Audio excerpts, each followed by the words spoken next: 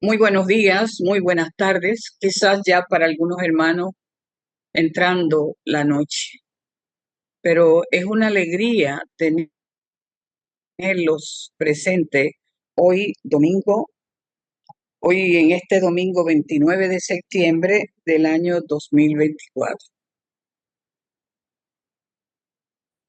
Vamos a empezar nuestro trabajo de la Federación Teosófica Interamericana, recibiendo a nuestro querido hermano Marlon de la Sociedad Teosófica de Costa Rica con la invocación.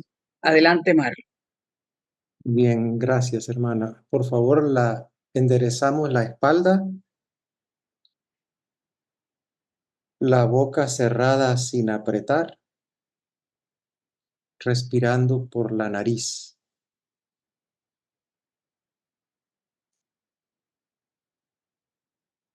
Oh vida oculta que vibras en cada átomo. Oh luz oculta que brillas en cada criatura. Oh amor oculto que todo lo abarcas en la unidad. Que cada ser que se sienta uno contigo sepa que por lo tanto es también uno con todos los demás. Paz, paz, paz a todos los seres en todos los mundos. Muchas gracias, hermanos.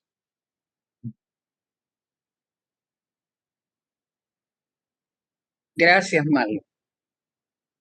Hoy vamos a recibir con todo el cariño a nuestro querido hermano Enrique Sánchez Arrieta.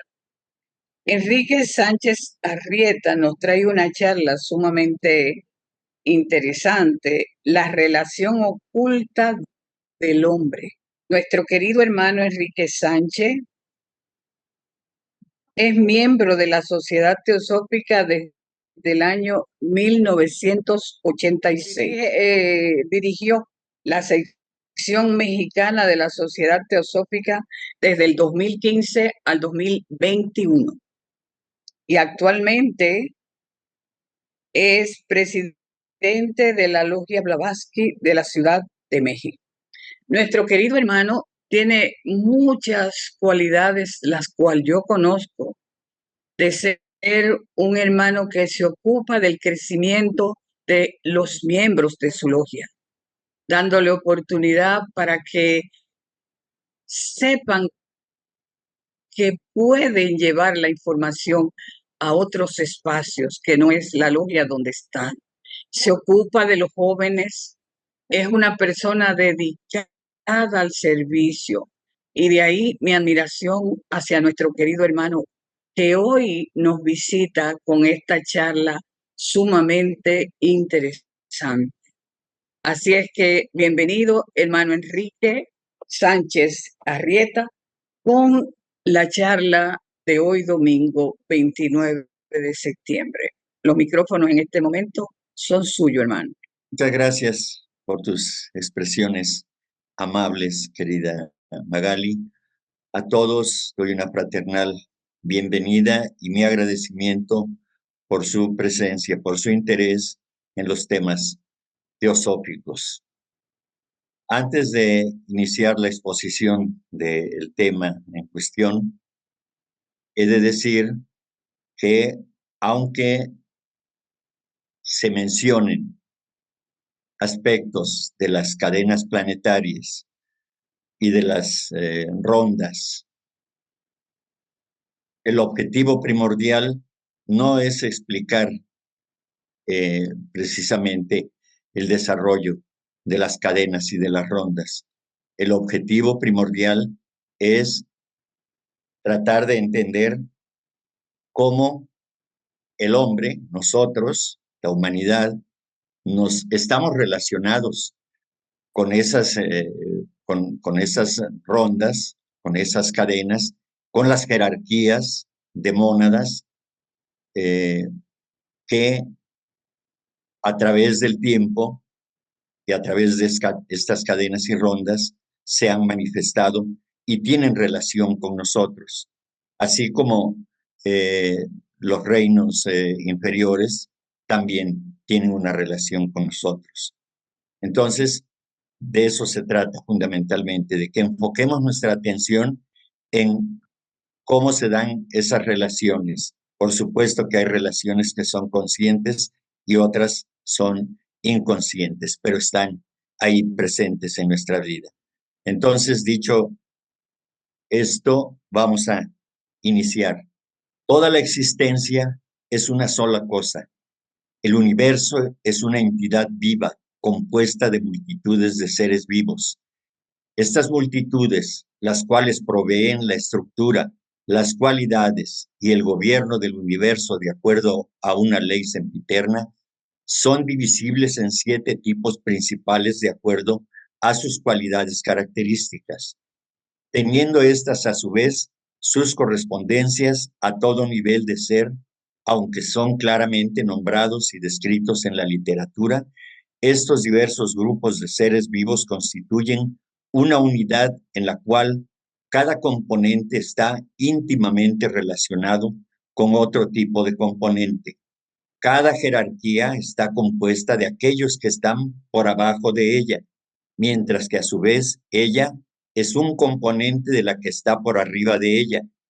Hay, por lo tanto, jerarquías de seres superiores al hombre, de entre las cuales vinieron los guías e instructores de las primeras razas y de las cuales el hombre ha derivado también las cualidades propias de su ser. Hay también jerarquías de reinos por abajo del hombre, como la de los elementales.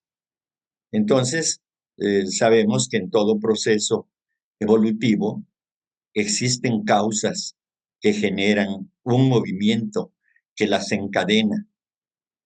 De este modo, tenemos que toda causa es efecto de una causa precedente, de una causa anterior, y a su vez causa de la que le suceda, de la venidera, por supuesto. Esto sucede con los universos, los planetas y el hombre, que son causa y efecto de un pasado. Dentro del esquema evolutivo de nuestro universo existen 12 jerarquías creadoras, cuya misión es construir el universo. Por lo que respecta a nuestra particular evolución, solo tenemos que ver con 7 de ellas.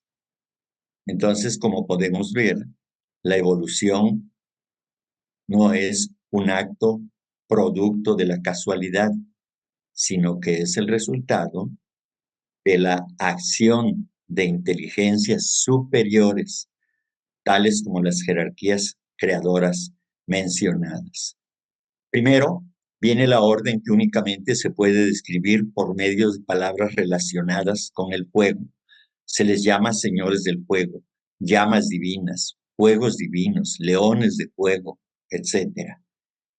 De ellos se ha escrito que son la vida y el corazón del universo, el alma, la voluntad cósmica, pues por medio y a través de ellos pasa el rayo divino de Paramatma, el alma suprema del universo que despierta Atma en la mónada del hombre. Y así se dice que en las obras exotéricas se incluye a los Prajápatis, Pitris, Manus, Asuras, Rishis, Kumaras, etc. Entonces, vemos aquí que hay una gran cantidad de jerarquías que están involucradas precisamente con la vida actual del hombre. Entonces, a medida que avanza la evolución, se van manifestando estas características de estos grandes seres, de estas jerarquías que ayudan al desenvolvimiento, a la evolución de todo y específicamente del hombre en este caso. Ellos, de ser espíritus del cielo, descendieron a ser espíritus de la tierra, como en el caso de los Sagyasvata, por solo mencionar una de estas jerarquías. Por debajo de ellos está la segunda gran jerarquía, la razón manifestada, la sabiduría del sistema, lo que se llama Buddhi cósmico, lo que despierta Buddhi en la mónada del hombre. Vemos que en la anterior descripción están presentes las jerarquías que hoy se manifiestan en nosotros como la voluntad. Y ahora estamos hablando de las energías que le dan cuerpo a lo que llamamos Buddhi o la intuición en el hombre. Entonces, gracias a la energía de esta jerarquía, el hombre llega a desarrollar el poder pensante por sí mismo, independiente de las impresiones venidas del exterior, la facultad de juzgar, discernir y resolver. Esto es la intuición, la razón pura en el hombre.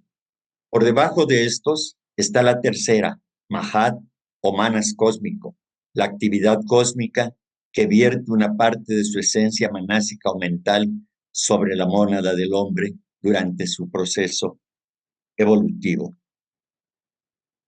Es decir, los hijos de la mente o Manasa Putras, nacidos de la mente de Brahma. Estas son órdenes creadoras, arupa o sin forma, las cuales moran en una materia demasiado sutil para asumir una forma limitada. De este modo, entonces, tenemos que de la primera jerarquía creadora procede el impulso de vida que despierta la voluntad, el aspecto átmico en el hombre. De la segunda se deriva el impulso que despierta la sabiduría, el aspecto búdico o la intuición. Y de la tercera se origina el impulso que despierta la actividad, es el aspecto manásico o mental.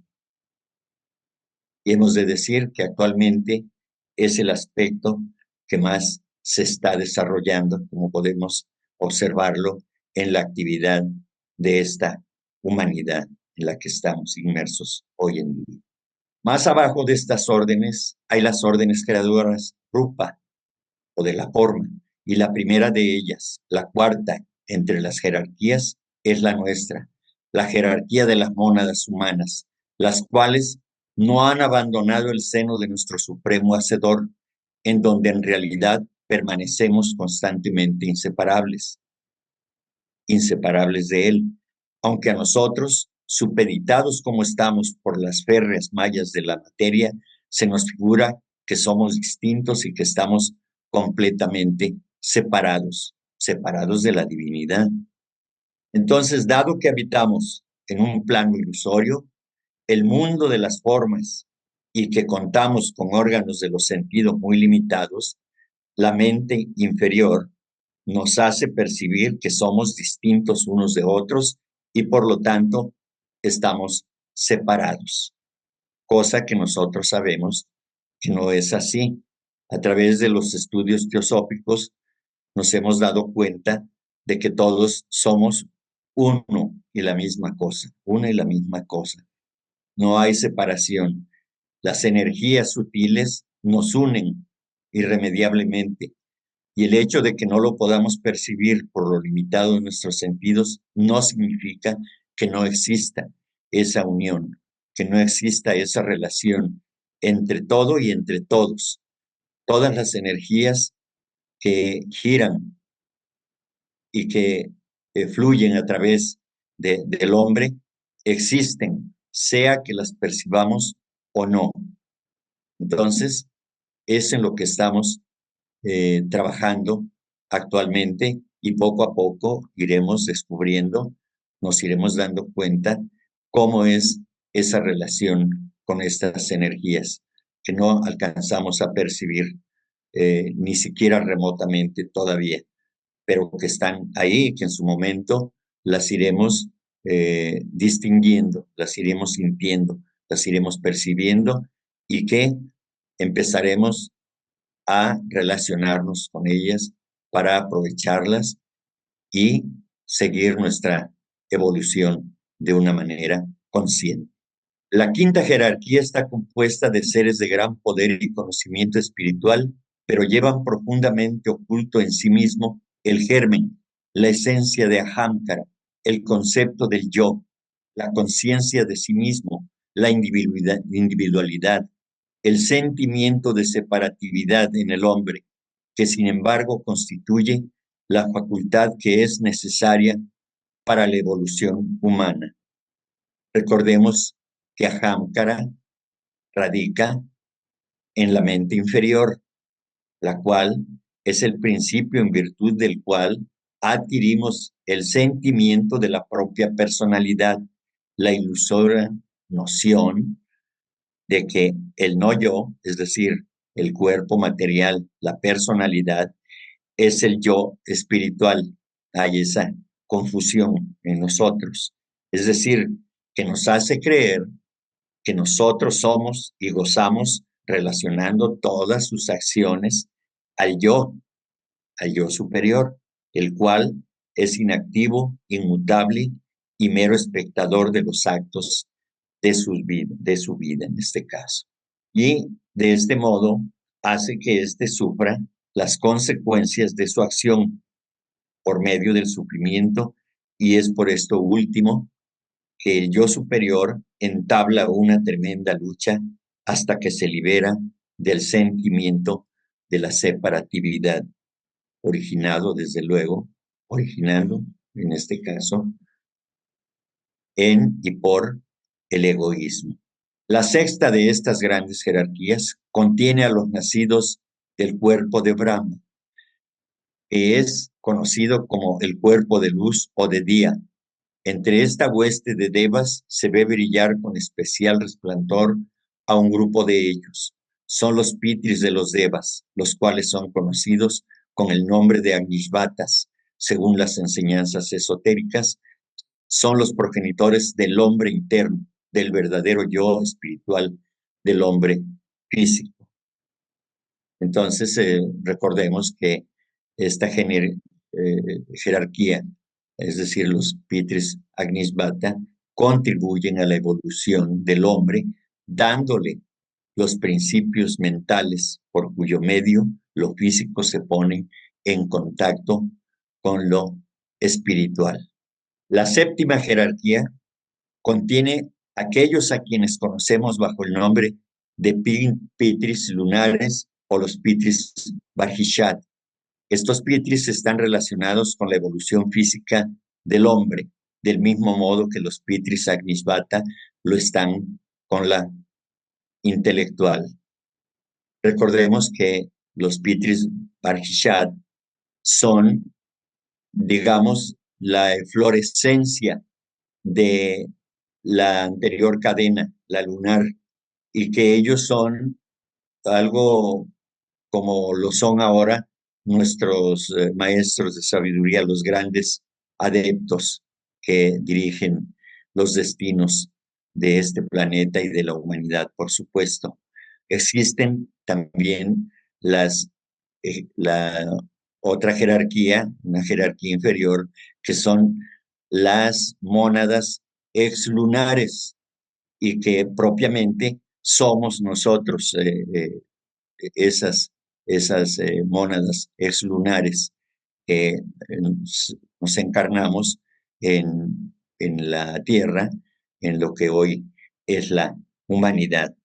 Entonces, los pitris Varhishat descienden a la Tierra, precisamente a la Tierra imperecedera, aquella que contiene a la primera raza, desde luego, que era completamente etérea. De esta manera se empieza a desarrollar, porque la humanidad porque contiene en sí las potencialidades de desarrollarse en una forma humana. Paso a paso, poco a poco, se va dando toda esta serie de circunstancias.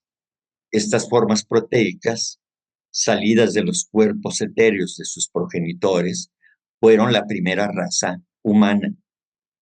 Cabe decir que la relación con esta jerarquía continúa en cada nueva raza, perfeccionando la forma humana en concordancia con el arquetipo de cada una de ellas, no solo en belleza, sino también en funcionalidad. Es decir, que cada célula, cada molécula, cada tejido corresponde precisamente al trabajo de estos grandes seres que continúan unidos a nosotros de esa manera, perfeccionando la forma humana, porque es su trabajo, pero no solamente la forma externa que podemos ver, sino también lo que hay dentro de esa forma, porque van cambiando, a medida que va cambiando la raza, también va cambiando el tipo de moléculas que se ajusten precisamente a la evolución que corresponde en el momento que se esté viviendo como ser humano. Entonces, estos pitris, esta jerarquía, tiene una gran importancia en nosotros, como también la jerarquía de los Agnisvata. Tiene mucho que ver actualmente, que podemos percibirlo, porque el conocimiento que nos han dado los textos teosóficos así lo indican. Estamos profundamente relacionados con estas dos jerarquías, pero que además podemos sentirlo, podemos vivenciarlo. Esto va evolucionando, va cambiando y tiene que ver con el desarrollo del ser humano, del hombre, de la humanidad en general. Esta cadena es la cuarta, la cadena de lucha, del equilibrio, la cadena en la cual el espíritu y la materia se entremezclan y confunden, de modo que lo más elevado y lo más inferior, los dos polos de la naturaleza se unen y forman un ser complejo, el hombre que es el punto de partida para una evolución más elevada. En el presente, la jerarquía de las mónadas humanas se hallan en el cuarto globo, el globo D, es decir, es nuestra tierra, el globo de la lucha y el equilibrio. Entonces, las mónadas se hallan pues en el mismo centro de la lucha, en el punto más recio y culminante del combate y de las mayores dificultades. Se hallan verdaderamente en el Kurukshetra planetario. Es ahí donde actualmente nos ubicamos, aquí en el cuarto globo de la cuarta cadena. Deben tener lugar los más grandes conflictos entre el espíritu y la materia, para concluir al fin con el triunfo del espíritu. Ese es el trabajo que hoy en día de manera consciente debemos realizar. Sabemos que la batalla es tremenda. Debemos desapegarnos de toda la materia, de todo lo que implique el deseo y las pasiones que nos atan a la materia que es ilusoria y que nosotros debemos aprender a discernir, a aprender a distinguir entre lo irreal y lo irreal.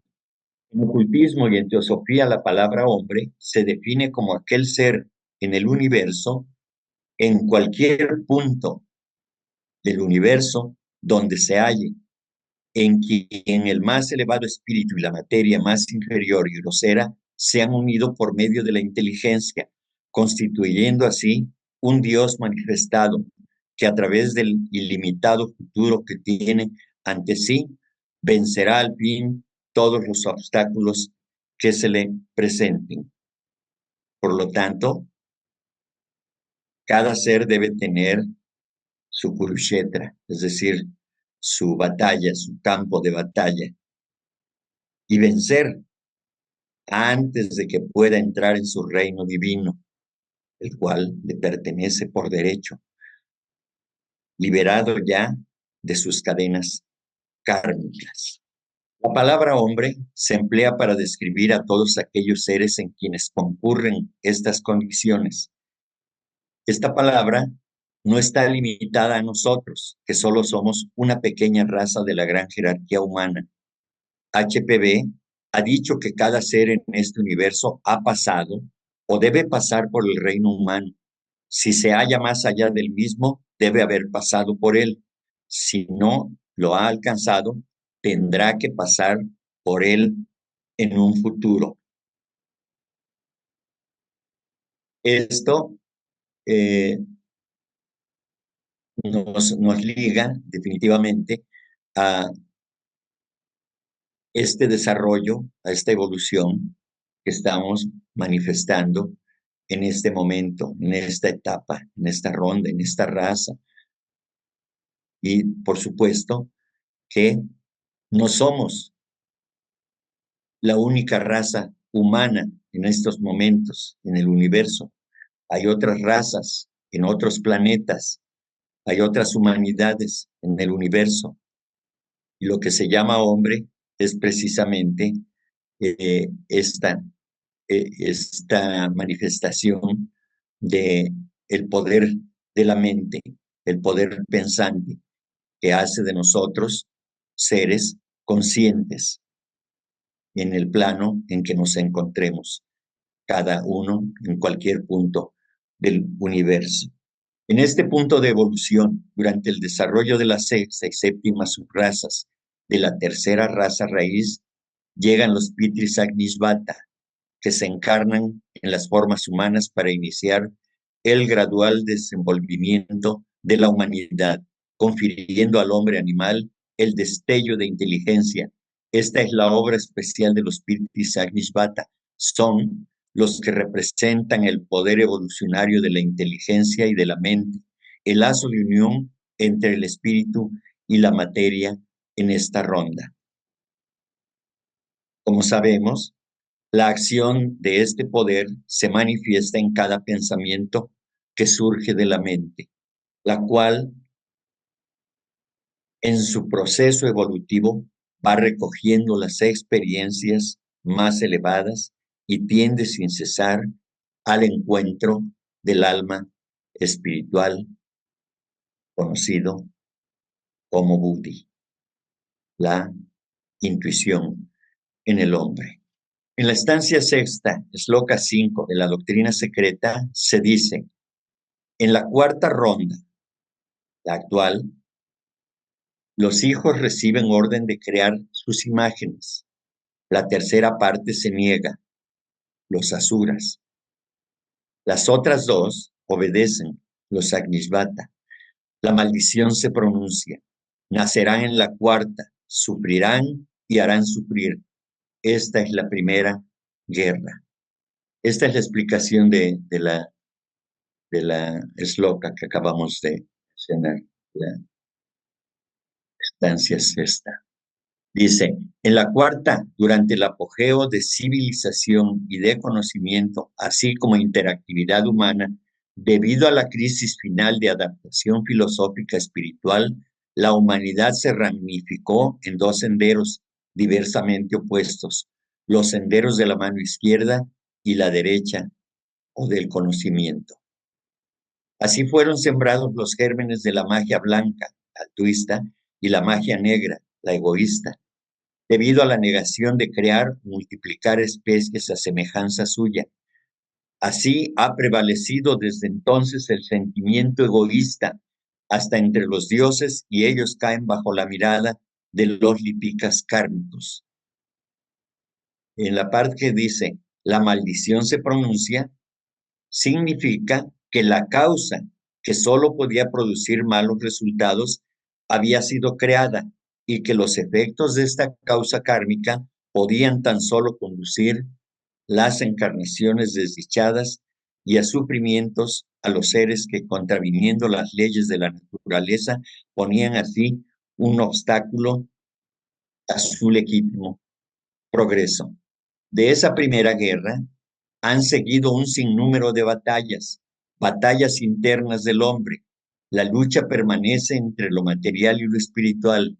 Derivado de esta rebelión nace la alegoría de los ángeles caídos.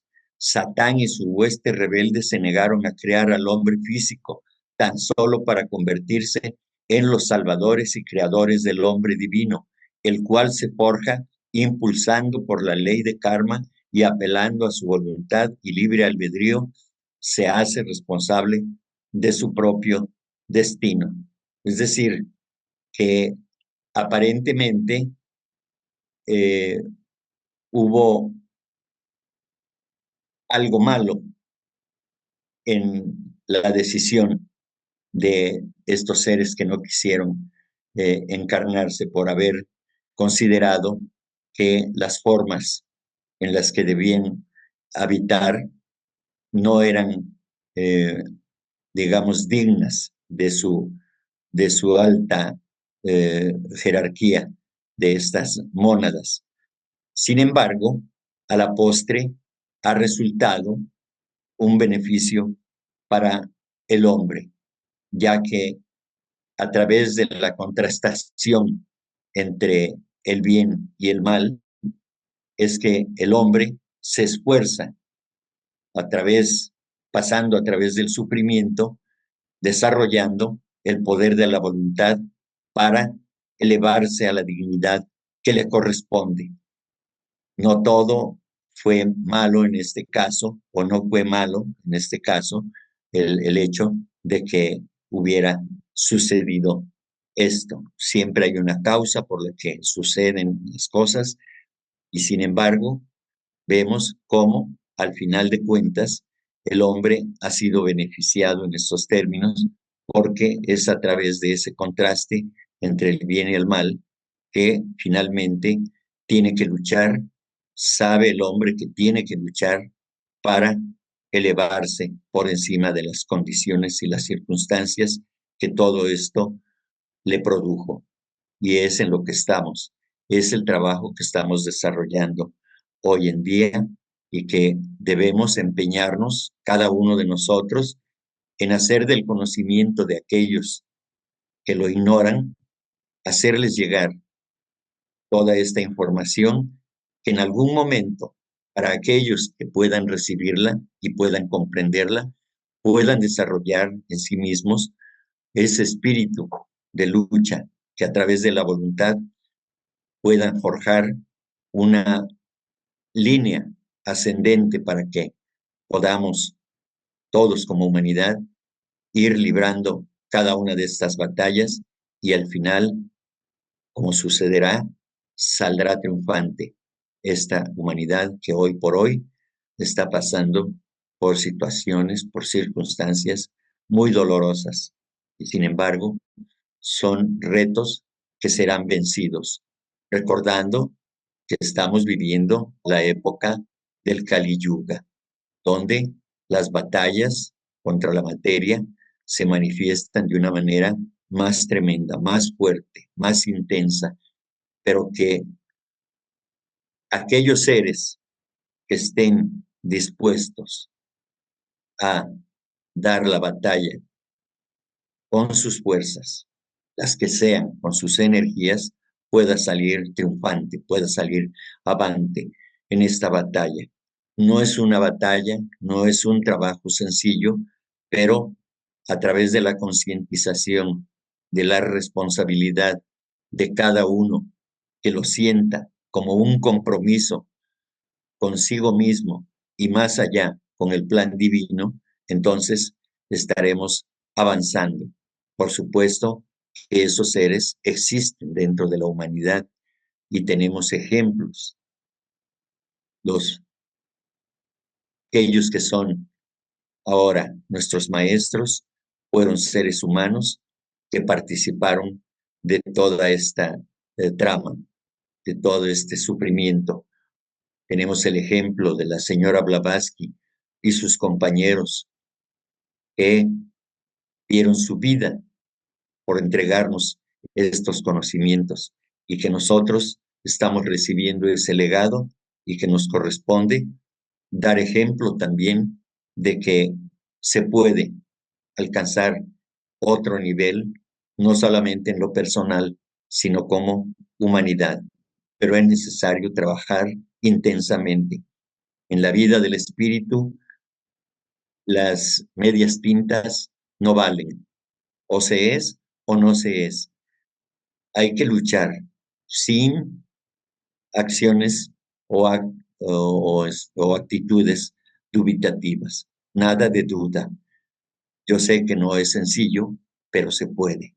Entonces, ese es nuestro trabajo y debemos estar siempre atentos a lo que estamos haciendo hoy por hoy. En cuanto a los hijos de la sabiduría que difirieron su encarnación hasta la cuarta raza, ya manchada fisiológicamente con el pecado y la impureza, produjeron una causa terrible cuyo resultado kármico pesa sobre ellos hasta hoy día, es decir, sobre nosotros. La separación de los sexos durante la tercera raza despertó el placer y por consecuencia el dolor durante la tercera y cuarta subrazas. La tolteca y la turania de la raza atlante desarrollaron grandemente el orgullo. Es decir, que durante la separación de los sexos, el instinto creador toma al surgir una vehemente forma de pasión sexual hasta entonces desconocida. Este instinto creador había funcionado suavemente en los sin sexo, pero ahora surge la violenta excitación física y la pasión sexual. Todo esto mezclado con el placer, y el placer sabemos que irremediablemente conduce al dolor. Y eso lo podemos comprobar hoy en día. Por eso en la Biblia dice aquella frase: a la mujer parirás con dolor. Es el producto de la separación de los sexos, precisamente, y el uso indiscriminado de el deseo sexual, de la práctica sexual, de las relaciones sexuales, precisamente. Todo eso se ve como un gran placer para el ser humano, pero eso mismo le conduce al dolor. Recordemos que los sin sexo, digamos, en este caso del que se habla, es de que los seres humanos no se reproducían como se reproducen ahora, hoy en día, a través de la implantación de los espermatozoides y el óvulo en la matriz, sino que antes era por gemación o la reproducción que se hacía a través del mismo cuerpo, como que por brotación brotaban de sí mismos los hijos, los seres humanos que debían continuar con la reproducción de la raza. Entonces, esto nos lleva a ubicarnos en el contexto del sufrimiento, que es producto del placer, por supuesto. Asimismo, en la tercera y cuarta subrazas se desarrolló grandemente el orgullo. Este orgullo sabemos que produce separación, falta de solidaridad, falta de fraternidad, dominio sobre los demás, lo cual, por supuesto, también produce dolor. Bien, hasta aquí podemos ver cómo las acciones de estas jerarquías continúan produciendo sus efectos sobre el hombre, la humanidad, es decir, nosotros todos. Además de los elevados órdenes de seres espirituales sobrehumanos de los que hemos hablado y con los que el hombre está relacionado, existen otras órdenes en la naturaleza. Debemos recordar que el cosmos en su totalidad es inteligente, pero que, a fin de producir efectos específicos a cada nivel del ser, requiere de agentes calificados. Dichos agentes son los elementales. Entonces, la inteligencia del cosmos, como podemos ver, está representada por los Dian Chohans, las inteligencias divinas, encargadas de la superintendencia del cosmos, hijos de la sabiduría, los cuales constituyen la mente del universo. En cuanto a los elementales, diremos que existen una gran variedad de ellos.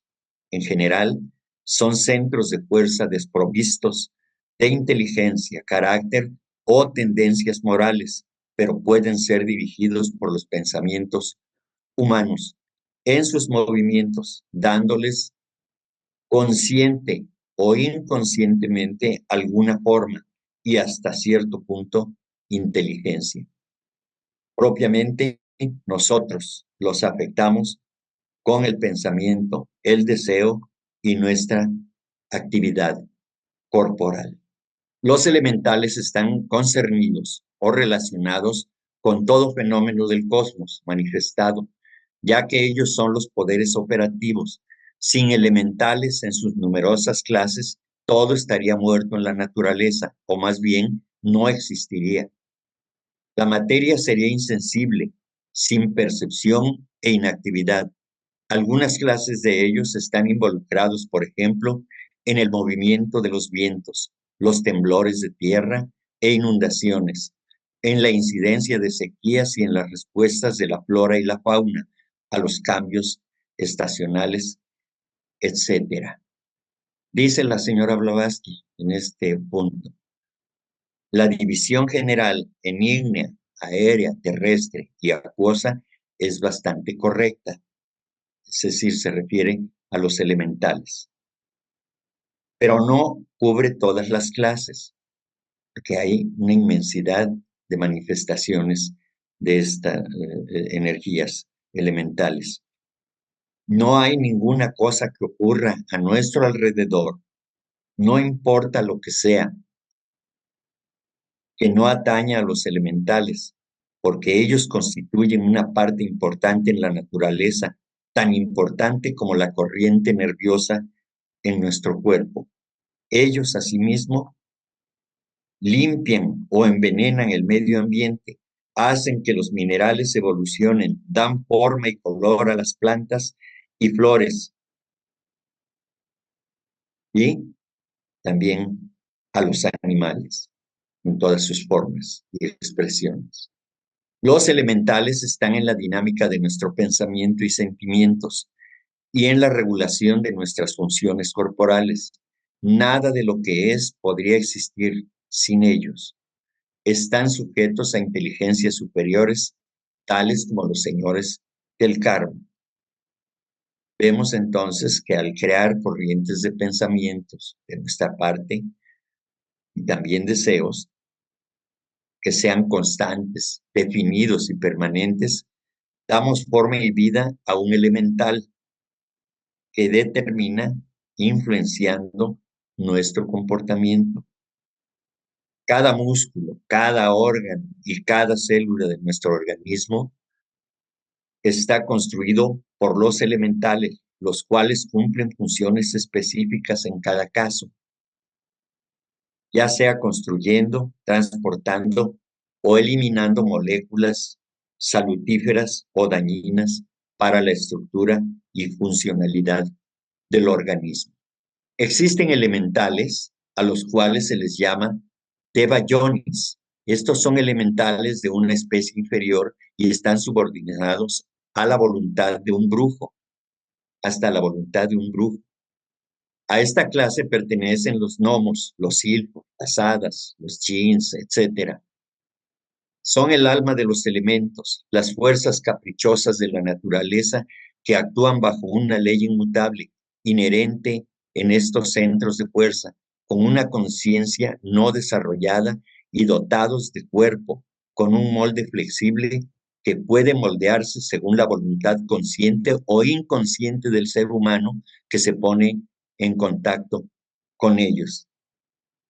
Vemos que, siendo los elementales un centro de fuerza, sin inteligencia, sin carácter moral o tendencias, pero capaz de ser dirigidos en sus movimientos por los pensamientos humanos, los cuales, conscientes o no, pueden darle cualquier forma y hasta cierto punto inteligencia, como en el caso de los hechiceros que los usan para producir eventos catastróficos mediante enfermedades o accidentes de todo tipo, fundamentalmente afectando a los seres humanos a los cuales son dirigidas sus energías, de los cuales los elementales son los primordiales agentes que están al servicio de estos hechiceros, de estos seres que hacen daño a la humanidad. Y entendemos que esta actividad la realizan generalmente bajo encargo de otro ser humano que, mediante el odio, trata de vengarse de otra persona o de otros seres humanos en general. Entonces, esto es pues muy lamentable que acontezca, pero sucede definitivamente. Nuestros mediums espiritistas modernos, atrayendo a algunos de estos seres, galvanizan, es decir, reactivan súbitamente los cascarones que están disipándose de seres humanos fallecidos con una especie de fuerza individual. Estos seres, los de Bayonis, jamás han sido humanos, pero llegarán a serlo en miriadas de eras, es decir, en un tiempo infinito o de proporciones incalculables, grandísimas. Estas miriadas son eso, un tiempo incalculable, muy grande, por supuesto. Estos seres son, dicen los textos, que son peligrosos por ser de una condición tan sensible que reaccionan por efecto no solo de los pensamientos, sino también por los deseos egoístas y despiadados de los seres humanos, influenciándolos de tal forma que pueden afectar el carácter de las personas, que pueden ocasionar riñas individuales o colectivas, hasta una guerra entre naciones. Es tal la fuerza que nosotros, los seres humanos, les proporcionamos, que ellos son capaces de influenciar las mentes de los estadistas, de los líderes de las naciones, para que o sientan temor, o sientan desconfianza y puedan, en este caso, invadir o atacar a otras naciones. Krishnamurti dice que el miedo es uno de los factores que hace que las naciones se enfrenten entre sí. Pero todo esto es debido a nuestros pensamientos, a nuestros deseos, a nuestra manera de ver la vida, de sentir cómo estamos desarrollándonos en este plano. Por supuesto que está lleno de emociones y de pensamientos, de ideas que solamente fomentan la desconfianza, el desconcierto, el odio y todo aquello que es negativo para nuestro desarrollo. También existen los daimones, son los espíritus guardianes de la raza humana, aquellos que moran en la proximidad de los inmortales y desde ahí velan sobre los asuntos humanos.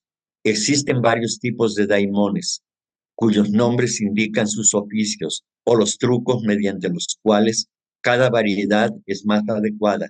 Así tenemos Madan, un nombre genérico que indica los espíritus elementales malos, semianimales y semimonstruos, ya que Madan significa uno que se parece a una vaca.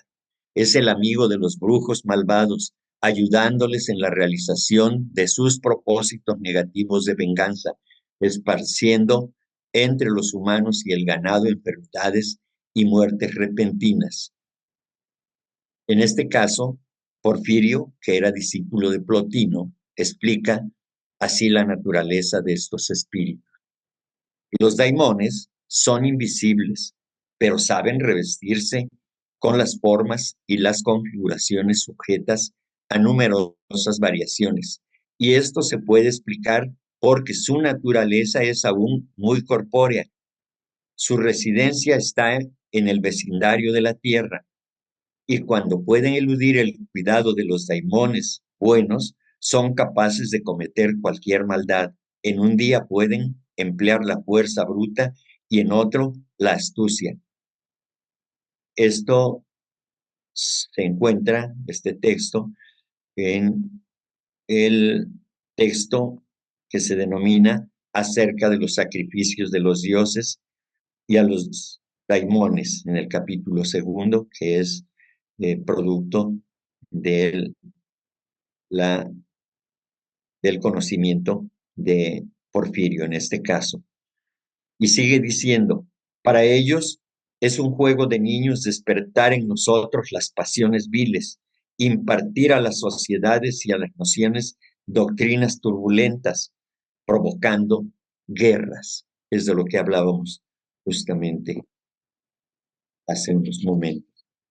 Entonces, estas influencias que estos elementales o este tipo de elementales producen sobre los hombres nos llevan a cometer actos tan atroces como las guerras. El Shudala Madan, o el demonio del cementerio, corresponde a nuestros vampiros. Se deleita donde se cometen crímenes y homicidios, cerca de los lugares de sepultura y ejecución. Es capaz de transformar una cosa en otra. Asume cualquier forma que elija. Es el que produce los espejismos, induciendo a las personas a ver lo que no ven. Bien, pues estas entidades viven del fluido vital de los seres vivos y de la energía vital que puedan contener los cascarones astrales de los fallecidos por violencia. Y ahora, Shulamadan es otro espectro peligroso. Es el demonio del horno, adepto en la alfarería y en el hornear. Le gustan los piropos y los elogios, y esta es la mejor forma de no provocar su furia. Si se mantiene con él una relación amistosa, puede ayudar a hacer crecer una planta de una semilla con frutos maduros en 15 minutos. También, desde luego, que a través del fuego se pueden producir accidentes fatales. En este caso, yo quisiera, con relación a que pueden hacer crecer una planta en breve tiempo, tuve mi abuelo materno, el cual era comerciante, comerciaba con telas a principios del siglo XX y viajaba a una región de México que estaba habitada por indígenas. Y ahí conoció a un indígena que en cierta ocasión, reunidos en el pueblo donde habitaba este personaje, él les preguntó si querían comer sandía, si querían comer el fruto de la sandía. Y entonces se rieron todos los que estaban reunidos ahí y le dijeron, pero pues aunque tengamos deseos de comer sandía, ni es época de producción de sandías, ni tampoco tenemos a la vista ninguna sandía. Que dice, pues yo puedo hacer que crezca una sandía en este momento. Y así en breves minutos, una media hora quizá, según relató mi abuelo, el hombre depositó una semilla de este fruto. Delante de sus ojos vieron cómo la sandía, la mata de la sandía, crecía hasta que creció el fruto. Un fruto, pues, de un tamaño considerable, no más allá de unos 20 o 30 centímetros, pero en ese lapso de tiempo tan corto, este hombre hizo esta maravilla. Pudiéramos decir que los hipnotizó o pudiéramos atenernos a que es producto de la acción precisamente de este tipo de elementales.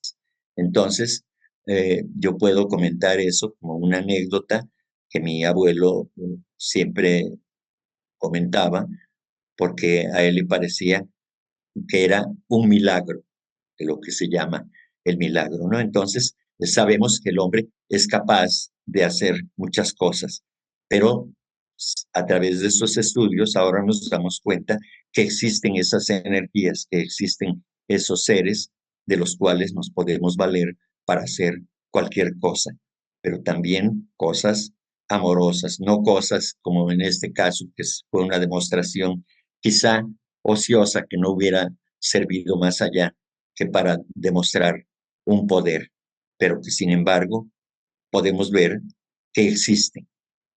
Kumil Madan es la ondina propiamente dicha, es un espíritu elemental del agua. Puede hacer llover y mostrar el futuro y presente a quienes se dedican a la adivinación mediante el agua.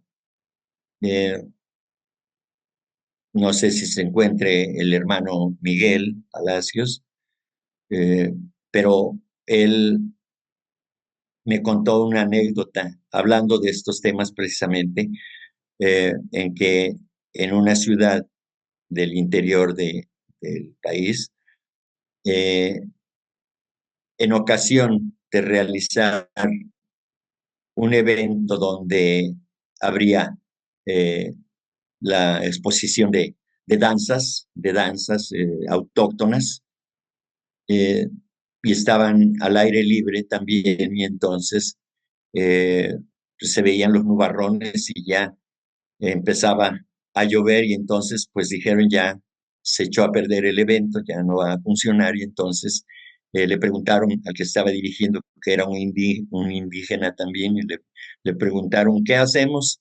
¿Ya no se va a llevar a cabo el evento? Sí, sí, sí, pero es que ya va a llover. Y dijo, no, yo ahorita en este momento voy a pedir para que no llueva.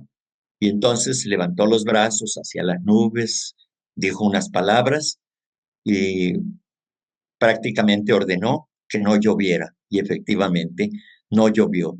Son ese tipo de personas que yo creo, en mi punto de vista, que tienen el poder, quizá inconsciente, de tener a su disposición este tipo de elementales que están a su servicio y que les obedecen, sin que ellos sepan efectivamente que eso ocurre, más allá de que fehacientemente puede darse el hecho, pero sin embargo solamente se manifiesta como un poder de quien lo ejerce en este caso. Entonces son casos quizá curiosos, pero que dan muestra de lo que realmente es capaz el hombre al relacionarse con las fuerzas, con las energías o con los seres que son invisibles a nuestros sentidos, pero que están ahí y que están dispuestos a servirnos siempre y cuando el hombre sepa cómo hacerlo.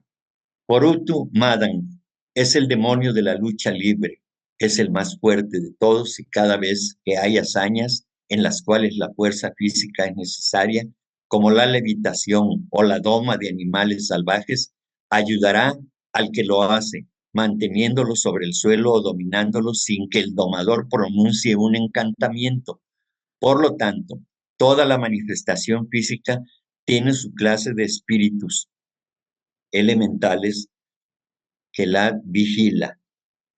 Entonces, se hace mención de estos elementales y sus acciones y funciones no como una mera curiosidad, sino como una comprobación de su existencia y su relación con la actividad humana, que aun y cuando no lo sepamos, Estas fuerzas de la naturaleza actúan de acuerdo a sus propias características inherentes, concluyendo que toda manifestación física tiene su clase de espíritus elementales que la vigilan. Prácticamente, como se ha dicho, todas las actividades del hombre tienen que ver con los reinos elementales. Ahora vamos con otro tipo de seres o de elementales con el que el hombre se relaciona. El incubus, de latín in, sobre, y cubare, yacer o acostarse, y súcubo o súcuba, masculino y femenino respectivamente, son sin disputa alguna los fantasmas de la demonología medieval, evocados de las regiones invisibles por la pasión y concupiscencias humanas. Son parásitos machos y hembras que se desarrollan en los elementos astrales del hombre o de la mujer a consecuencia de una imaginación lasciva. También son formas astrales de personas difuntas o elementarios, que de un modo consciente o instintivo son atraídos a los curiosos, manifestando su presencia en forma tangible pero invisible y que tienen comercio carnal con sus víctimas. Asimismo, los cuerpos astrales de hechiceros y brujos que visitan a hombres y mujeres para fines inmorales. Al respecto, la señora Blavatsky dice lo siguiente: si existen espíritus capaces de beber té y vino, de comer manzanas y pasteles, de besar y tocar a los concurrentes en el cuarto de una reunión espiritista, que concurren generalmente a estos espacios,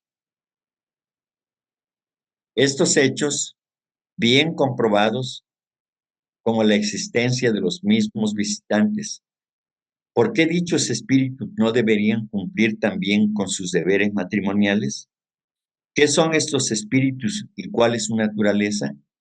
Deberíamos dejar que los espiritistas nos digan que los fantasmas de la señora Savigné o de Delfina, una de cuyas autoras nos abstenemos de mencionar por respeto a sus parientes, son los espíritus reales de estas dos difuntas, y que Delfina, sintiendo una afinidad espiritual, entre comillas, con un viejo médium canadiense idiota y desasiado, se convirtió en su esposa feliz, según lo que él dice públicamente, el resultado de cuya unión es un montón de niños espirituales, crecidos con ese Espíritu Santo.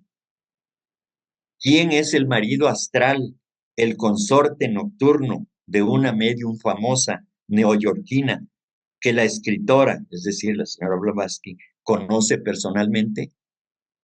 Entonces vemos cómo este tipo de manifestaciones se puede dar y en todo caso se pueden manifestar, digamos, de manera tangible, aunque no visible, pero se puede, por supuesto, hacer. Yo tuve cercanamente información de un difunto que visitaba a, a mujeres que posterior a su muerte, en esa casa donde él vivió, la viuda rentaba habitaciones específicamente para mujeres. Y varias de estas mujeres que llegaron a habitar esta casa decían que sentían cómo las tocaban y algunas llegaron a ver al personaje, es decir, al elementario en el que se convirtió seguramente el difunto, porque lo veían cuando la persona dueña de esta casa preguntaba, ¿y cómo era el ser o la persona que viste? Pues era con estas características y entonces la dueña de la casa decía, es fulano. Entonces yo creo que en este caso se había convertido en un elementario y que visitaba a las mujeres, siguiendo las tendencias que seguramente desarrolló durante su vida en este plano. La relación con los elementales es tan estrecha que afecta hasta nuestro campo ético. Por ejemplo, cada vez que criticamos ásperamente y sin compasión las limitaciones ajenas, ejercitamos hacia nosotros una atracción de cierta cantidad de los elementales de la persona criticada, los cuales se nos atan, tratando de encontrar en nosotros un estado, un lugar, una limitación similar que dejaron en el otro individuo. Podríamos decir que abandonaron a él para servirnos a nosotros a un precio muy caro, a un precio muy elevado. Entonces vemos aquí la muestra de la importancia que tienen nuestras actitudes frente a los demás. Con nuestros pensamientos y acciones nos relacionamos desde luego con los demás. Entonces, nosotros debemos evitar el estar criticando, observando a los demás, tratando de ver o de incidir en ellos por lo que hacen o dejan de hacer. Más bien yo creo que debemos ocuparnos de nosotros mismos, de ver cómo y en qué momento podemos ser útiles a esos seres en lugar de criticarlos. Desde luego que estas acciones deben ser a través de nuestros pensamientos compasivos. Y si acaso llegaran a pedirnos ayuda, y si creemos que tenemos la capacidad de ayudar, podemos hacerlo, por supuesto. Recordemos también que no es fácil intervenir en esos casos, porque no sabemos ciertamente, realmente no sabemos cómo podemos ayudar o no sabemos las motivaciones que tienen los seres humanos para comportarse de tal o cual manera, de tal forma que lo mejor siempre será enviar pensamientos, sentimientos de amor hacia estos seres en lugar de criticar, porque seguramente si nosotros criticamos es porque nosotros también tenemos otro tipo de defectos, ¿eh? Seguramente los demás ven en nosotros. Entonces hay que tener mucho cuidado con todas estas manifestaciones que solemos hacer en general los seres humanos. El efecto de nuestros actos y pensamientos queda grabado no solo sobre la parte de la luz astral que pertenece a cada uno de nosotros y sus elementales, sino sobre todo el mundo astral. Si pudiéramos ver las espantosas imágenes que están impresas ahí, influenciándonos constantemente con sus sugerencias a fin de repetir los mismos actos o pensamientos, siendo responsables, cuidaríamos nuestros actos y pensamientos. Vemos así que en cada acción que realizamos, si pudiéramos verlo clarividentemente, veríamos dos clases de imágenes en la luz astral. Una es el mismo acto y otra es la imagen de los pensamientos y sentimientos, tales como la intención que tenemos al realizar nuestras acciones. Estas animan a las personas involucradas en esto. Entonces, hasta en tanto no cambiamos nuestra forma de pensar, de sentir y actuar como hasta hoy en día, seguirá habiendo dolor en el mundo. Las imágenes que creamos quedan grabadas en la luz astral durante mucho tiempo y por lo tanto están profundamente relacionadas con nuestras encarnaciones sucesivas. El mundo elemental percibe cada acto o pensamiento, haciendo que, bajo las leyes de acción y reacción, recibamos de él exactamente lo que le entregamos. De este modo, entonces, damos oportunidad a que la ley de karma, que es una ley justa y que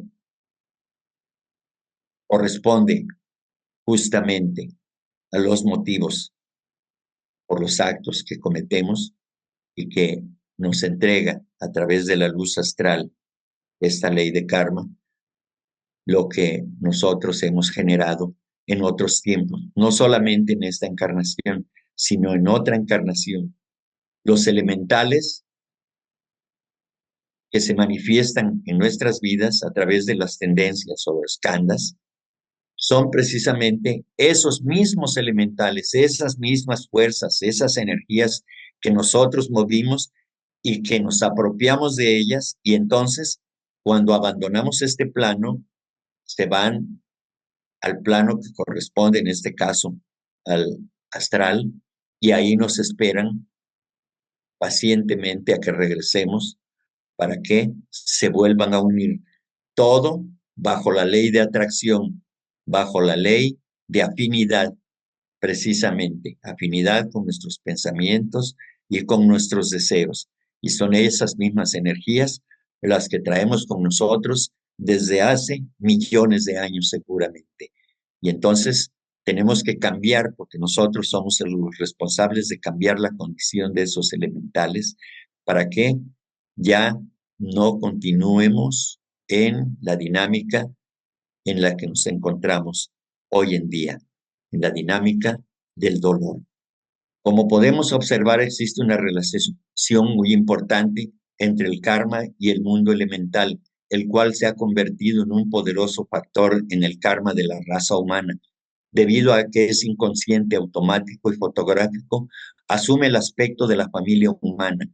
En las primeras etapas de desarrollo humano, el hombre no había empezado a crear karma negativo. El mundo elemental era más amigable con el hombre, pero tan pronto como la humanidad principió a enemistarse no solo entre sí misma, sino con toda la creación, el mundo elemental comenzó a asumir el mismo aspecto, devolviendo a la humanidad un idéntico trato. Definitivamente somos los responsables de todo lo que nos está ocurriendo y que hemos involucrado a estas fuerzas elementales y que hoy debemos, como ya dije anteriormente, cambiar la página, cambiar el sentido de nuestras vidas para que todo cambie, todo en general. Es nuestra responsabilidad. Lo que el mundo es hoy es producto de nuestras acciones, de nuestros pensamientos, de nuestros deseos materialistas, egoístas, y que en la medida en que cambiemos, en la medida en que vayamos superando esta condición, iremos también cambiando la vida de la humanidad. Existen hombres y mujeres especialmente constituidos ante cuya vista se abren las puertas de regiones desconocidas y que conscientemente sienten la influencia de sus vecinos etéreos. Estos son los medios, clarividentes y clariaudientes. Las influencias que reciben estas diversas clases de personas no son siempre de la misma índole. Para ciertos individuos son neutras y para otros están impregnadas de diversos males. El miserable destino de seres humanos infelices que sucumben a estas influencias invisibles son precipitados al nivel moral más abyecto, ocasionándoles la ruina en la salud física, mental, emocional y espiritual. Y en el caso del medium, por ser pasivo, el medium está expuesto a la influencia de cualquier entidad astral que se halle en sus inmediaciones ordinariamente. Se supone que las inteligencias que dirigen a los mediums son los verdaderos yos de seres humanos que sobreviven a la muerte y pasan a la otra orilla o plano. Estos son los llamados elementarios, que murieron por suicidio, muerte violenta o accidente. En realidad no mueren y por ello de manera consciente buscan el contacto con el mundo de los vivos, usando generalmente a los mediums. Los clarividentes penetran, como sabemos, en el plano astral y de acuerdo a su desarrollo tienen contacto con seres de la condición inherente a su desarrollo. Ellos pueden ver el pasado y el presente. Ahora, el suicidio. El suicidio, como cualquier otro asesinato, es un pecado porque es una súbita perturbación de la armonía del mundo. Es un pecado porque frustra a la naturaleza, La naturaleza existe en razón del alma y por ninguna otra razón. Tiene, por así decirlo, el proyecto de darle al alma experiencia y conciencia de sí misma por medio del cuerpo. Entonces, vemos que si por voluntad propia, se elimina al cuerpo que es necesario para la naturaleza, para que el hombre, el ser interno, pueda experimentar a través de él, entonces, por eso es una cosa terrible el poder, el hacer, el cometer asesinato en contra de sí mismo, porque es una responsabilidad muy grande, tan grande que involucra no solamente los aspectos de las familias a la que pertenece el ser humano que toma esta terrible decisión, sino que frustra el desarrollo, eh, el fluir de la vida en sí mismo, en la expresión de la naturaleza. Entonces, esto es algo que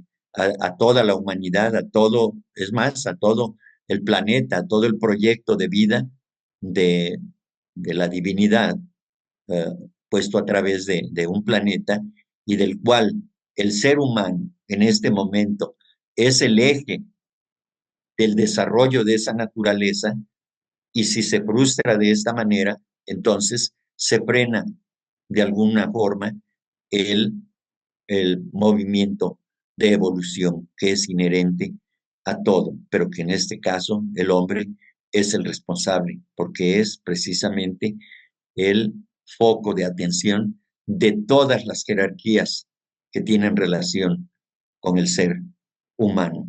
Es una enorme responsabilidad.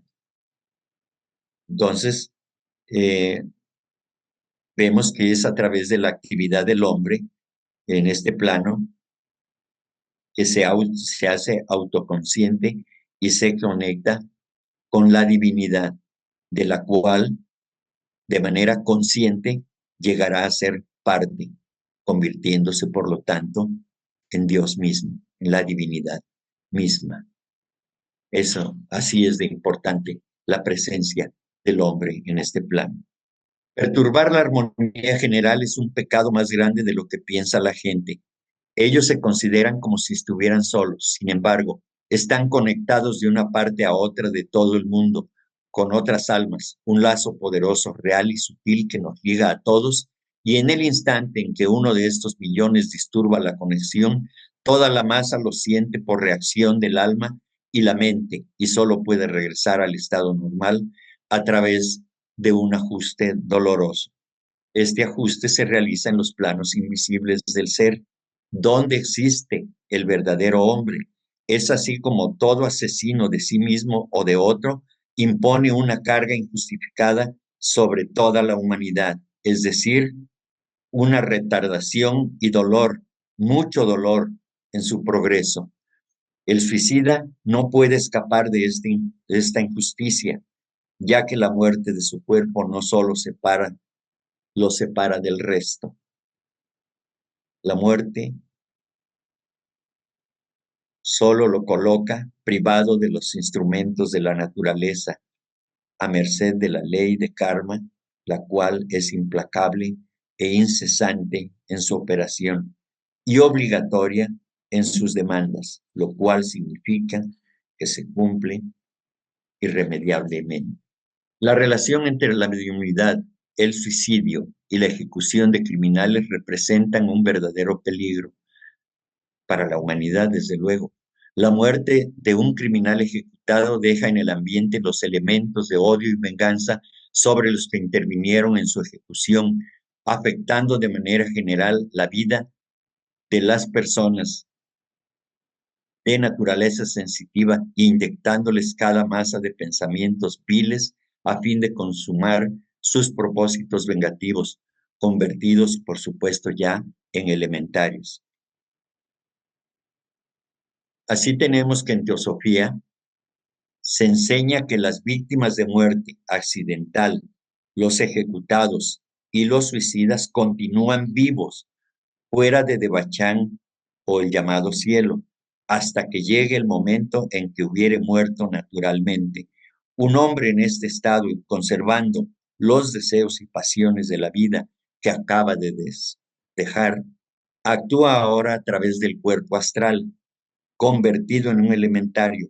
Trata y de hecho llega a comunicarse con los vivos, sean o no sean médiums.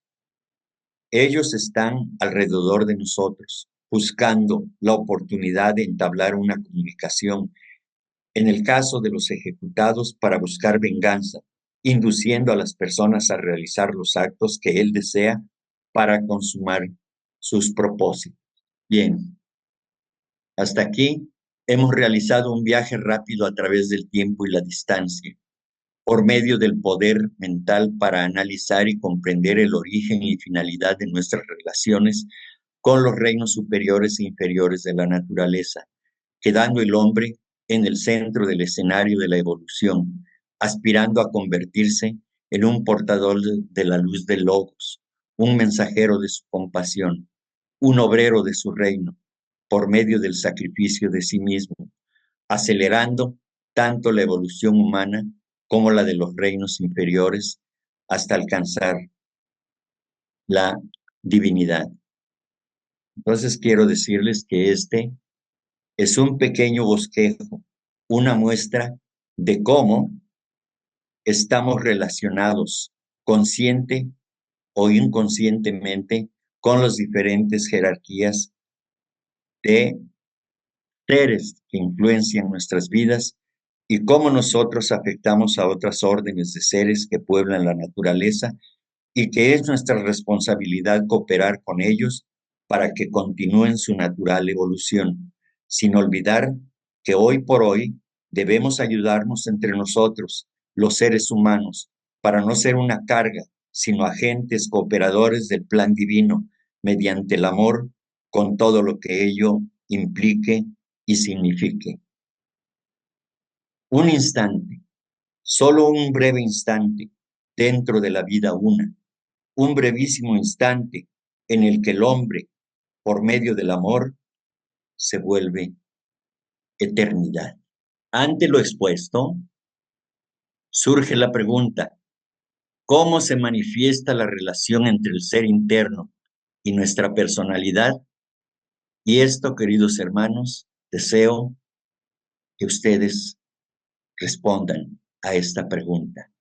¿Cómo se manifiesta la relación entre el ser humano, el ser interno y nuestra personalidad? Quedo atento a sus respuestas. Quien desee participar.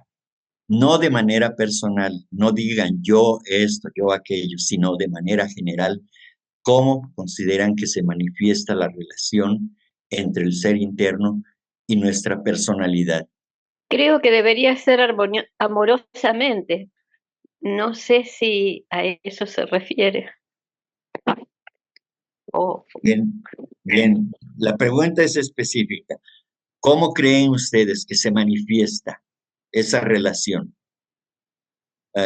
Cada quien, desde luego, tendrá su punto de vista de acuerdo a su propia conciencia. ¿Cómo sería esa manifestación, pero del ser interno? ¿Cómo nos relacionamos con el ser interno? Nosotros, estas personalidades que estamos aquí. Esa a mí me parece que es una buena respuesta. A través del amor, es una expresión, una manifestación que es producto de ese ser interno, por supuesto, pero seguramente que hay otra forma de reconocer cómo tenemos relación con el ser interno. ¿Qué es lo que hacemos? ¿Qué es lo que hace la humanidad que se conecta con ese ser interno? ¿Cuál es la expresión que se manifiesta en este plano físico de esa relación con el ser interno? Hola, hemos tenido problemas técnicos con Magali. Ya le vamos a pasar el enlace. Pero Enrique, muchísimas gracias por tu conferencia. Creo que nos pones eso a pensar, haces una introspección, ¿verdad? Para que todos busquemos esa alineación con el yo superior a través, yo creo que del autoconocimiento, de la meditación, de la vida ética. Así que bueno, tenemos bastante tarea para pensar y para empezar a trabajar. Muchísimas gracias. Entonces sí, comenzamos ahora con las manitos mientras Magali logra conectarse nuevamente. Bien, Pero Adel- yo creo que el uso de los elementales no debemos aspirar a tener relaciones con ellos. Ya ellos están pendientes para lo que uno tenga la intención y se van creando, se van acercando según nuestros deseos, y esos deseos siempre y cuando sean acordes a un beneficio, a un bien, al amor, a la paz o cualquier otro, los elementales ayudan. Yo quería poner un ejemplo nada más de cómo los elementales están en cierta forma al servicio de nosotros, y a veces, muchas veces, se cambia la situación, quedamos al servicio de ellos. Yo pertenecía a los grupos de los concheros y la festividad importante era en Querétaro. Llegamos, nos cambiamos, estábamos listos, y entonces el capitán, que era un campesino, empezó a llover y le dijeron: maestro, ya no podemos bailar, porque ya miren las gotas tan grandes que están. Él dijo: esperen un momento, no rompan el círculo de magnetismo que forman. Y empezó a mover las nubes con su mano.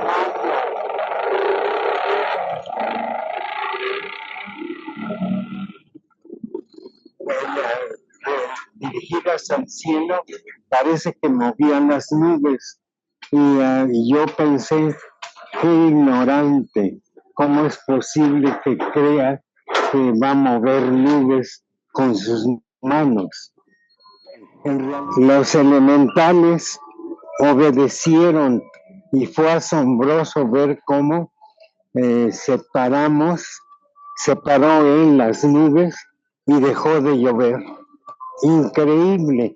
Y era un hombre que se veía campesino, sin instrucción escolar ninguna, y pudo mover los elementales. Entonces los elementales están al servicio y nos están acompañando en todo momento. Perdónenme, y yo creo que ustedes pueden sacar una conclusión de que esos son los poderes latentes del hombre, que no sabemos en realidad hasta dónde llega nuestra capacidad. Bueno, discúlpenme, pero voy a tener que tratar. Gracias, Miguel.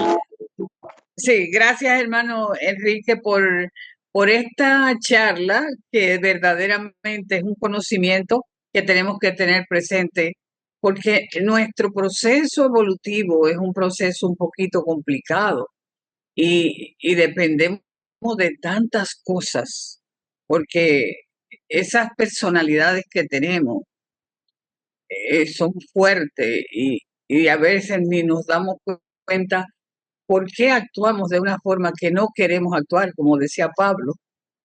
Pero hay que estar siempre presente y, y alerta, como tú nos lo has dicho hoy, en este gran proceso que nos toca vivir. Por aquí también por el chat, Patricia Moscoso nos comenta que a través de la meditación y la contemplación, María Butini dice: la respuesta a la pregunta es buscando dentro de nuestra conciencia en Samadhi hasta que la mente, en su forma más sutil, quede trascendida y se nos revele la realidad oculta en ella. Y un comentario que hay por el Zoom. Adelante, Bermari. Gracias. Gracias, Carolina. Gracias, hermano Enrique, por esta plática que nos permite reflexionar qué hacemos y qué no hacemos. Y yo personalmente a su pregunta contestaría lo siguiente. Creo que uno de los de las peores cosas que le sucede al ser humano en Kali Yuga es el miedo. Entonces, en la medida en que nos relacionamos con el mundo elemental, con la seguridad de que siempre tenemos los apoyos que nuestra encarnación va requiriendo, que nos sentimos seguros, que nos sentimos en paz, que nos sentimos agradecidos, de la misma manera vamos a poder tener una relación satisfactoria en los elementales que se va a traducir en nuestras propias vidas. Me quedé pensando mucho en lo que usted decía. A propósito, todos los que vivimos en México sabemos que el día del gran temblor, el 19 de septiembre, pues ha habido muchos años que ha temblado, ¿no? Y que incluso se empezó a manejar la versión de que es que atraemos en los temblores ese día porque nos ponemos ahora sí que en modo temblor todos los mexicanos, ¿no? Y con los simulacros y demás. Y ahora vemos que no es una broma, que en realidad hay mucho de cierto en eso a partir de las palabras que usted acaba de compartirnos. Gracias, es todo. Gracias, muy buen día a todos. No puedo encender mi cámara porque tengo mal internet y no quiero que se me corte. Felicidades, Enrique, como siempre, lleno y cargadísimo de información, muy, muy profunda toda la plática. Tu pregunta también es otro juego que nos haces para podernos mantener atentos en el aquí y en el ahora. La única forma en que el ser, nuestra personalidad puede relacionarse con esa parte superior, con ese yo superior, es a través de la intuición, a través del contacto con la conciencia superior, como bien lo decían los comentarios escritos, creo. Y para tener el contacto más fino con la conciencia superior, se tiene que tener meditación. Es decir, todos los vehículos del ser humano deben de estar alineados al servicio de ese ser superior que está anuente a hablar con nosotros, pero si nosotros le ponemos la atención debida, gracias a una meditación y un enfoque positivo, por supuesto, de nuestras vidas, de nuestros actos y de nuestros pensamientos. Dominar estos caballos, dominar esos cuerpos para poder estar al servicio de esa conciencia superior que se pueda manifestar si nosotros estamos en ese estado de meditativo que alcance con la contemplación. Entonces, esa es mi respuesta a tu inquietante pregunta. Gracias. Gracias, Carlos. Insisto, ¿cuál es el resultado? Eso es lo que quiero saber. ¿Cuál creen que es el resultado de esa relación que tenemos con nuestro ser interno? Tangiblemente, ¿cuál es el resultado? Entendemos que a través de la meditación podemos contactarnos con nuestro ser interno, pero ¿cuál es el resultado de esa relación que tenemos con el ser humano? En las vivencias diarias, ¿cómo podemos verlo? ¿Qué es lo que ofrece esa relación? ¿Cómo se expresa? Eso es lo que deseo saber. Si me permite, Enrique, Sí. yo creo que a veces nos es difícil saber si algo viene desde lo personal o desde lo interno. Pero un ejemplo que a mí me gusta siempre poner es este amor que nosotros sentimos por la teosofía, el deseo de aprender, el deseo de comunicar este conocimiento a otros. Todo esto es del ser interno. Si no, nosotros estaríamos yendo a un boliche a bailar y nos gustaría eso. La personalidad le gustaría otra cosa. Enrolarse en el trabajo teosófico como miembro, no solo para estudiar, sino el servicio, lo que estás haciendo tú de dar una charla, de preparar trabajo, todo eso viene de lo interno. Bueno, y después la personalidad muchas veces yo lo suelo ver cuando algo me enoja. Algún hermano me dice algo y me siento mal por eso. Bueno, es la personalidad. Cuando algún hermano me dice algo y me siento halagada, también es lo personal. Entonces, en principio, esas son cositas, pero exige mucha observación, ¿no? Y también es interesante esto que decía el maestro Cache de dedicar un tiempo diario solo en contemplación, escribiendo, meditando, programando nuestra vida en el mundo externo, y de esa manera nuestra mente se iba a clarificar. Y tal vez ahí uno puede ir viendo qué de lo que hacemos o de lo que nos pasa es de lo personal o qué es de lo interno, de nuestro ser superior. Gracias, Emilce. Gracias. ¿Alguien más? ¿Quién sigue, Caro, por favor? Tere. Tere, adelante. Estoy de acuerdo con lo que ha dicho Emilce, pero voy a agregar algo más, aunque yo no tengo facilidad de palabra, no soy mental. Creo que cuando la vida te va mal, lo que tenemos que pensar, lo que estamos estudiando estas cosas, es que es bueno para poder evolucionar. ¿Y qué significa evolucionar? Pues no estando en mi yoyito, mi confort, y me importa lo que pasa alrededor, sino entrar en la vida haciendo el servicio. Es muy importante, hacen falta muchas manos. ¿Cómo puede ser eso? Si mi mente a mí me está diciendo, anda, con todo lo que haces, ahora te vas a mover, quédate en casa. Y soy una persona que le digo muchas veces, y lo he repetido muchas veces, y lo voy a repetir otra vez. Le digo a mi mente, tú te quedas y yo me voy. Y me voy a hacer el servicio a los demás. Esa es la conclusión que yo he sacado hoy. Gracias, Enrique. Ha sido extraordinario. Muchas gracias, Tere. Gracias, Perdona muy que importante. que no pueda hablar mejor, que no tengo dientes. Te entendemos perfectamente y te agradecemos tu participación muy valiosa. Muchas gracias. Enrique Magali, antes de darle la palabra nuevamente a Carlos, que tiene la mano levantada, hay una pregunta en el chat que hace Guillermo Corrales. La señora Blavatsky hacía que aparecieran ciertos objetos. ¿Eso lo realizó a través de la acción de los elementales? Sí, por supuesto. Gracias, Enrique. Entonces, Carlos. Adelante, Carlos.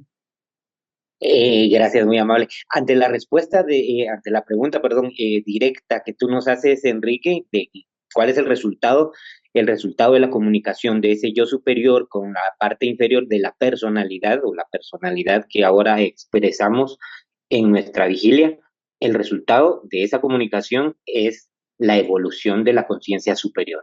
Si no tenemos esa contacto con el yo superior, con esa parte elevada, no vamos a poder evolucionar, no vamos a poder afinar nuestros vehículos. Ese sería el resultado. Bien. Es una forma de poder verificar que estamos en contacto con ese ser interno, ese ser superior. Gracias, Carlos, como siempre, muy atinado en tus conceptos. Voy a dar mi punto de vista de lo que yo creo que sería la respuesta o es una de las respuestas. Recordemos que el ser interno, el ser superior, por su condición, solamente conoce el amor, como lo decía Emilce.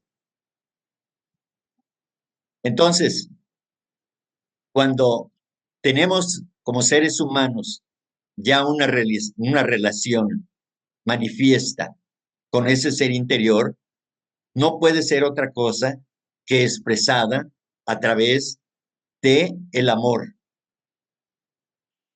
Y las acciones tangibles, las manifestaciones tangibles que podemos observar son la creación de organizaciones como la Sociedad Teosófica, que está al servicio de la humanidad, y de otras tantas organizaciones humanitarias que tienen expresión en la vida de este mundo de hoy para ayudar a la humanidad.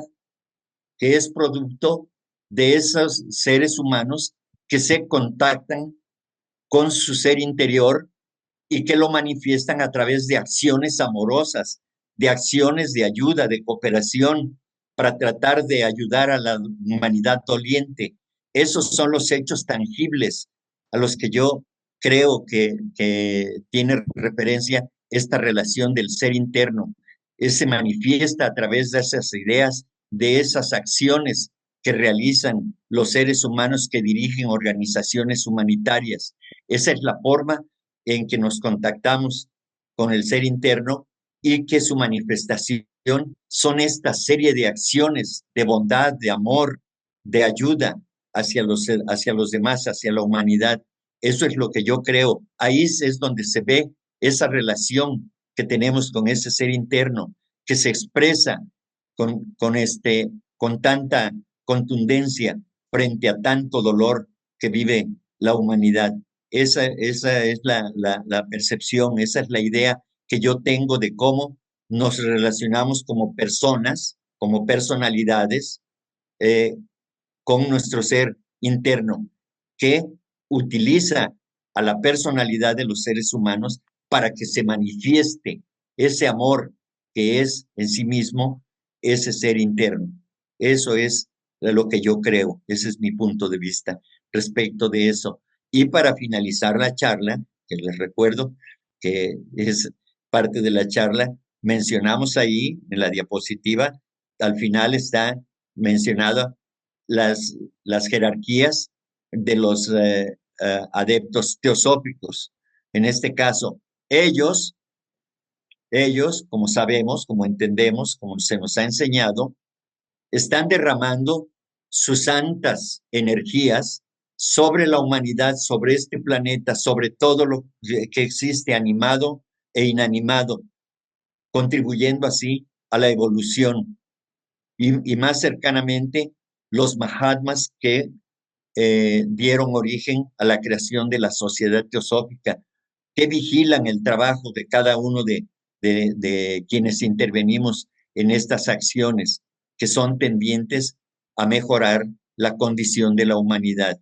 Entonces, la inmensa mayoría de la humanidad no lo sabe, no lo acepta, no lo entiende de esa manera, pero nosotros que estudiamos estos temas de teosofía, creemos, aceptamos que estas inteligencias, que estos grandes seres, estos adeptos que hoy están involucrados con la actividad humana, dirigen los destinos de todo el planeta, de todo el mundo y todo lo que ello implica. Ellos son los que contienen a las mentes belicosas, a las que conducen por senderos que son convenientes para la evolución del planeta y de la humanidad, porque si estuviéramos nosotros sin la protección de estos grandes seres, entonces quizá ya hubiéramos desaparecido, no solamente nosotros como humanidad, sino hubiéramos, por nuestro odio y por nuestra falta de conocimiento, ya hubiéramos destrozado todo el planeta, quizá ya no existiera. Entonces, es de gran importancia esta relación que los grandes adeptos que hoy dirigen los destinos del planeta, a quien debemos ciertamente todo lo que hoy tenemos a nuestra disposición y que debemos ser capaces de comprender esto y ponerlo en la perspectiva de estar al servicio de esas energías, porque ellos nos ayudan y nosotros debemos corresponder de la mejor manera para que seamos también partícipes del inmenso trabajo que ellos realizan. Y con esto yo les agradezco su atención y su participación a este trabajo que hoy expuse, que tiene, desde luego, dos maneras de verlo. Uno, como una información, quizá como mera información, y la otra es que esta información sea útil para el desarrollo de nuestras vidas, de nuestro ser interior. Es todo, les agradezco nuevamente por todo lo que significa su presencia y su participación. Iba a hacer una pregunta, pero ya el hermano fue muy espléndido al contestarnos verdaderamente la pregunta que él había puesto. Pero les cuento un poquito cuando yo quería comprender los elementales, porque fue para mí muy chocante el proceso que ejercen en cada uno de nosotros, ese proceso. Y mi única herramienta fue enfrentarme a la tabla periódica y decir, bueno, la tabla periódica sirve para reconocer esos elementos que existen en ese mundo físico, pues me imagino que en los otros espacios donde hay materia de esos espacios, también hay un proceso similar al que nosotros tenemos aquí en este planeta Tierra. Y si yo uno oxígeno y otro gas, pues entonces puedo tener un producto.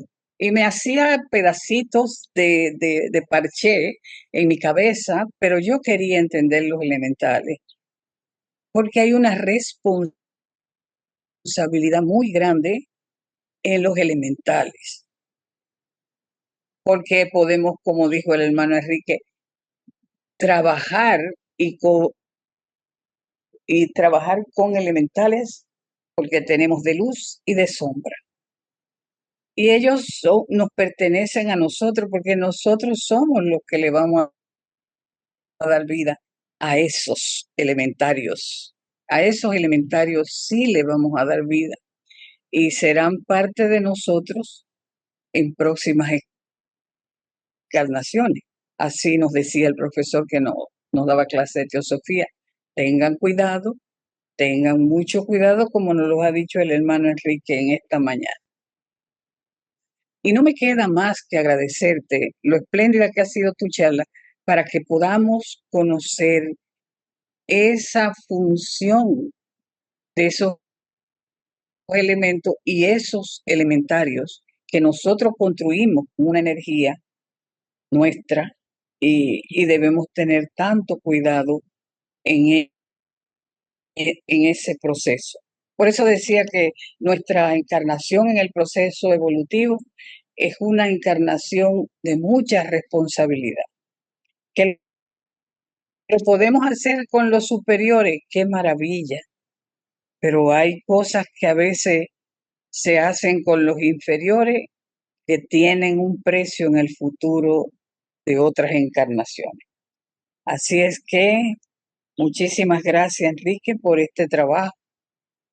Y siempre, siempre es un placer escucharte, porque nos trae mucha información precisa en un momento preciso. Así es que muchas gracias a ti y a todos los hermanos que nos han escuchado. Gracias a ustedes por No sé si me oyeron bien.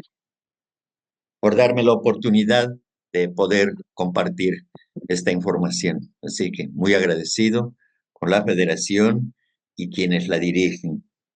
Muchas gracias y gracias, reitero mi gratitud a todos por su presencia y su participación, que es muy importante siempre. Gracias, hermano.